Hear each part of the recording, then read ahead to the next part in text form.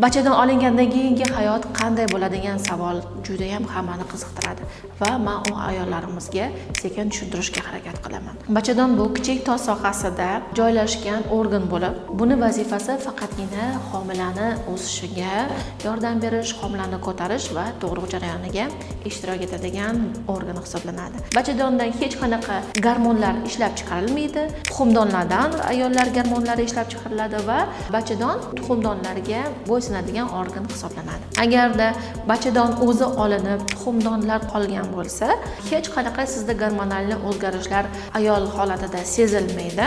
Agar tuxumdonlar qolib, faqat bachadon tanasini olib tashlangan bo'lsa, sizda hech qanaqa gormonal buzilishlar kuzatilmaydi. Hech qanaqa sizda diskomfort va qandaydir organingiz yo'qolganini siz his qilmaysiz. Qanaqa holatlarda bachadon bo'yin saqlanib qolinadi? Agarda onkocitologiyalarda, ya'ni normal ko'rsatkichlar aniqlangan bo'lsa, bachadon bo'yinlari ham qoladi. Albatta, maxsus svязкаларga tikib qo'yiladi. Bu esa o'sha kichik tos sohasidagi a'zolarning tushishini oldini oladi va jinsiy hayotda ham hech qanday siz va partnyoringiz tomonidan o'zgarishlar kuzatilmaydi.